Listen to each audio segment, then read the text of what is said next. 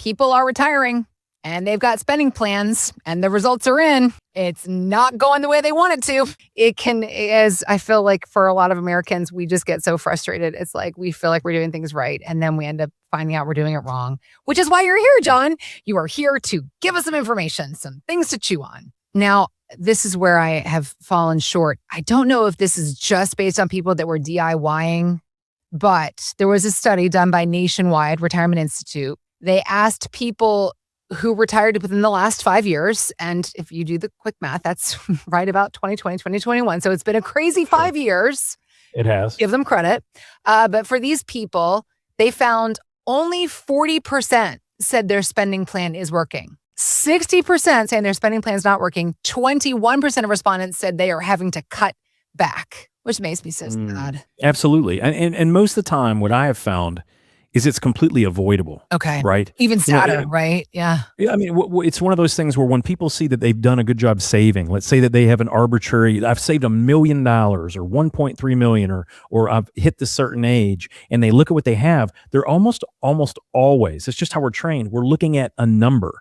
Well, that's the amount that we've saved. Yeah. But the real question is, awesome, you have that number. Now, what can that number do for you and how it generates income that we could spend? That's unfortunately where so many of us, we're missing a piece. Imagine, Heather, trying to put together a puzzle where you've never seen the front of the box. That's what a lot of us are actually doing. We have a 1,000-piece puzzle. All of the pieces are in there. They're not even hard. It's actually a really well-designed puzzle, but we've never seen the front of the box. We have no idea what it's supposed to look like. That is what an income plan for most of us looks like. Okay. We knew how to go to work every day, show up on time, punch our time clock, get everything right, do the right things to the right bosses, to get the right promotions, to get the right bonuses, to put all that money away. Okay. And we get to this point where it's time to retire. And unfortunately, we don't have a proper spending or income plan. And that is what derails us. So if only 40% of people say that their income plan is in line,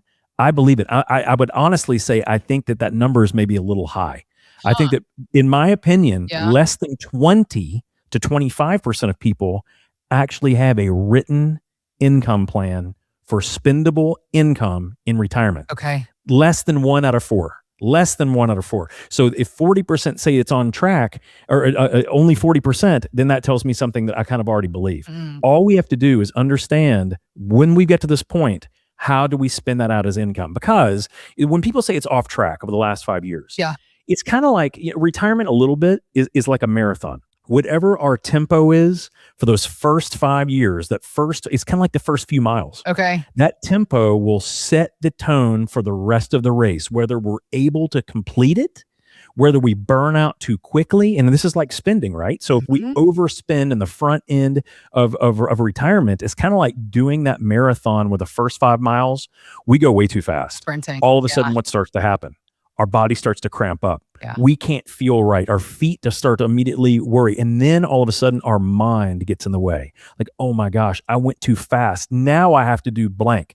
Now I have to do blank. Now I have to do blank. And we start getting over inundated with all of our anxiety. That's typically what happens. So what we want to make sure we're doing is that as we're utilizing the concept of retirement as a marathon, once we get to that point, it's not the finish line. Once we finally retire, it's not a finish line. That's not a trophy at the end.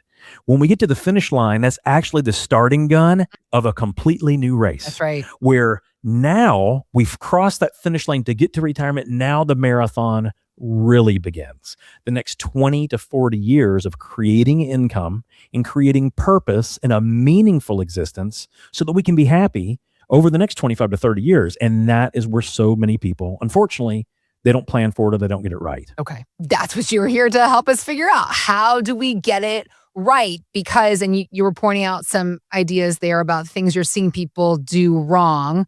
The idea like starting off with the sprint or the marathon, spending too much too soon. What other mistakes do you see people making? Can we go as specific as just with the income plan where you see people making mistakes that can be avoided? The income plan, if you think about it, income and retirement is the ultimate outcome. I know that I've given the story 1,000 times, but I'm going to do it again because it's so poignant and it shapes so much about me. Yeah. My grandfather had nearly $10,000 a month, every month that came in from guaranteed pensions. They were either from the federal government, the Department of Defense, or the state of Tennessee, and they were going to come heck or high water. That money was going to come in. He almost didn't have to have any other plan because of the money that came in. Now, imagine and think about that for a minute. If you had in retirement $10,000 that came in every month, would you really have a whole bunch of fears? The average person wouldn't, especially because my granddad, when he worked, he never made more than like 35 grand a year ever in any given year when he was working. Wow. So his retirement was like, 3 times better. Look at me. Let's go to Walt Disney World. Let's go to Missouri. Let's go do all the things. Exactly. So even if on paper he didn't really have any other assets, as long as he didn't have a whole bunch of debts, that income was the ultimate outcome. That gave him the freedom to do whatever he wanted, whenever he wanted, with whomever he wanted, as long as he wanted it, right? Yep. That's the big thing. So a lot of people, we focus on the number. How much have we saved? How much did we grow? But we're not thinking about, right, but what does that number mean? What can it do for me? Can it give me $7,000 every single month, come heck or high water, regardless of market performance, regardless of what happens in the administration, regardless of what happens geopolitically, regardless of what happens with tax rates or the Fed? And that's what a really good plan should do. Income is the ultimate outcome. So if we just focused on an income plan, then most people would have an unbelievably successful retirement. And let me give you an example. So I'm gonna call her Carol. Carol had done everything right. She'd saved almost $900,000 by the time that she retired at age 63, right? So she had a small pension. She was going to turn on her Social Security at 67 because that was her full retirement age, but she'd saved almost $900,000. Yeah. Everything was going to plan. Here's the amazing thing. She came to us not before she retired. She came 14 months after she had retired as a referral from her daughter. Okay. Let me tell you why. So Carol had done everything right. She had everything together, but what had happened, and her daughter said, John, she just seems a little anxious. She just seems a little not right. She seems not depressed. She seems anxious all the time. Yeah. And when she came in and met with us, we looked at it. She actually had a yellow steno pad and she pushed it across. And she said, John, I look at my bank accounts and my retirement accounts every day, twice a day. I see every single thing that has ever been pulled out of those accounts. And here's what I did. I needed to do a light kitchen remodel because I was in the house every day. I had to have it done. I actually needed to help my daughter with a wedding plan. And so we did that. I was obviously going to do that. I had to do that. And my son was doing really, really well, but he lost his job and I had to help him out a little bit too. So those 3 things all happened in the first 14 months of her retiring. None of them were reckless. Not a single one of those expenses were reckless. They were reasonable. Yeah. But those reasonable expenses that happened in the front end of her retirement spent $94,000 of the 900 grand she'd saved. Got it. Amazingly. And what she said, and what she was like, I don't know how to keep doing this because I've gone through so much. And it's true. She was pulling out nearly 10%, a little bit more than 10% of her savings, and she knew it wasn't going to last. But what she didn't have, she had tremendous savings. She had done a great job. What she didn't have was an actual written spending plan that made sure that reasonable expenses didn't cause her to have an unreasonably negative retirement. So all we had to do was go through it and let her understand there are certain types of expenses that we need to plan for because all of these things just compounded all at once. Could she have spread them out? Maybe. But the main thing was having the permission to spend the money she needed to. And let me put this into context. So Carol spent $94,000 in her first, basically 14 months of retirement. That was not only way too much, it's kind of like outpacing yourself at that front end of the marathon. You know, you've got 20 plus miles to go and you're already feeling the pain. Can she make it? She absolutely can, but it's going to have to change her thoughts and change her reasoning. What we did is we went in and just showed her none of those expenses were bad. She did nothing wrong, but those expenses are going to change a little bit of the math on what she needs to do next. When we looked at her income plan, but then we compared that to her tax plan, her health savings plan, basically her healthcare costs down the road, because she was single. and basically her overall maintenance, what we discovered was there were so many things that she wasn't considering in that. We changed her budget.